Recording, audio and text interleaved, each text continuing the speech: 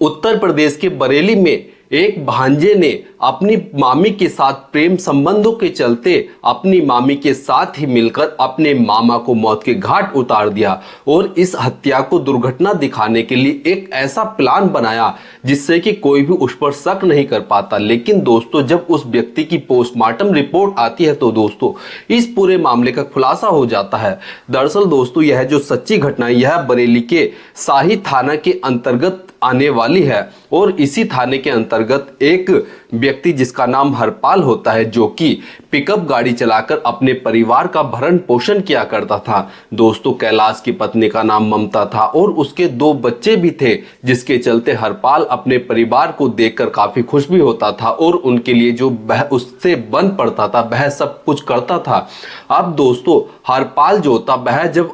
Pickup गाड़ी चलाया करता था तो दोस्तों उसका ज्यादातर समय जो है अपने घर से बाहर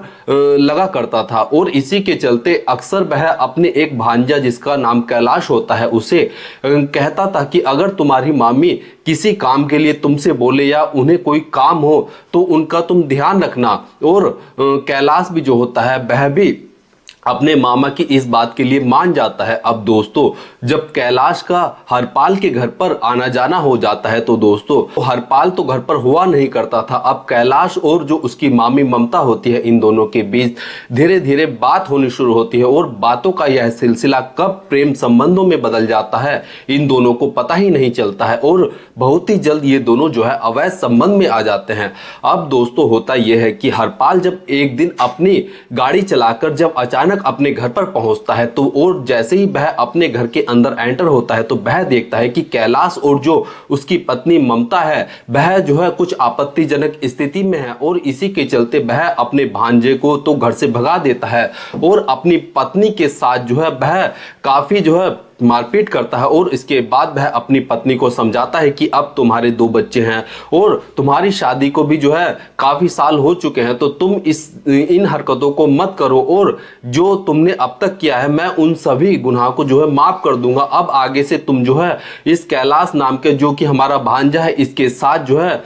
कभी भी ऐसा गलत काम मत करना। और इसके लिए ममता भी जो होती है वह भी मान जाती है। लेकिन दोस्तों यहाँ पर जो ममता और जो कैलाश थे वह अवैध संबंधों के चलते इतने ज्यादा अंधे हो जाते हैं कि वह जो है अपने रास्ते में रोड़ा बन रहे हरपाल को ही जो है अपने रास्ते से हटाने की जो है एक प्लानिंग बनाते हैं। और यहाँ पर ममता और जो यह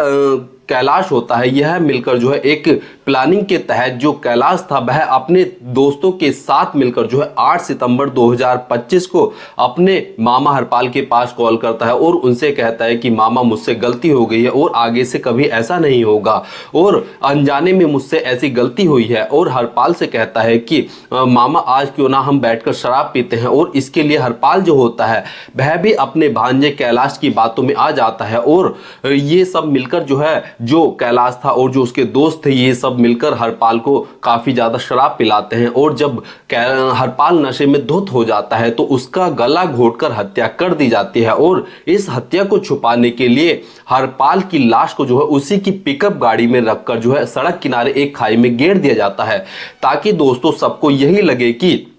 जो हरपाल की मौत हुई है वह एक एक्सीडेंट के चलते हुई है और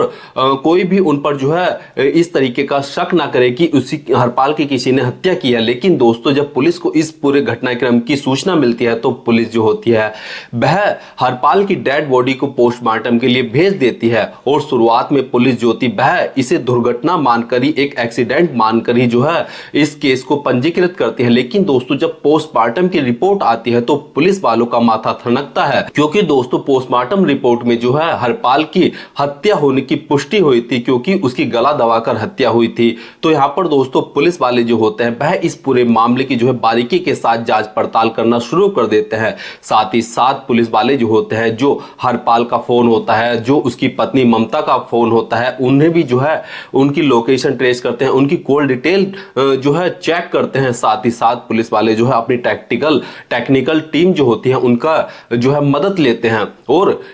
पुलिस वालों को जो है ममता के फोन में एक ऐसा अनजान नंबर मिलता है जिस पे ममता घंटों घंटों बातें किया करती थी। और जिस दिन हरपाल की मृत्यु हुई थी उस दिन भी इसी नंबर पर जो ममता थी वह काफी बार कॉल की थी और काफी बार जो है उसने कॉल करने के दौरान बात की थी। अब पुलिस वाले जो होते हैं उनका शक जो है कहीं ना कहीं ममता पर भी गहराने लगता है और इस बात की जानकारी पुलिस वाले हरपाल के घर के आसपास रहने वाले पड़ोसियों से भी लेते हैं। तो दोस्तों उन्हें पता चलता है कि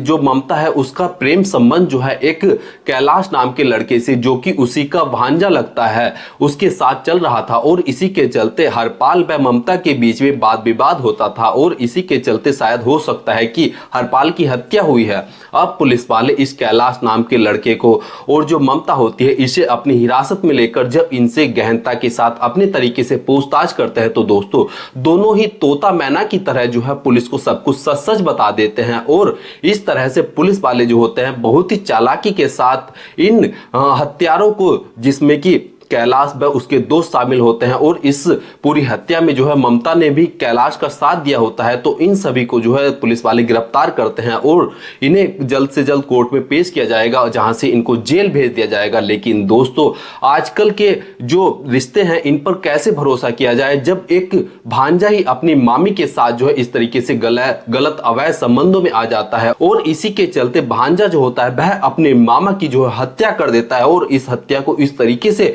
करता है जिससे कि कोई भी उस पर शक ना करे। लेकिन दोस्तों यहां पर पुलिस की तारीफ करनी होगी क्योंकि पुलिस बड़ी ही चतुराई के साथ इस पूरे हत्याकांड का खुलासा करती है। दोस्तों इस पूरे घटनाक्रम को सुनाने का उद्देश्य किसी की भावनाओं को ठेस पहुंचाना या दुख पहुंचाना नहीं है बल्कि जागरूक करना है, सचेत करना है। धन्यवाद।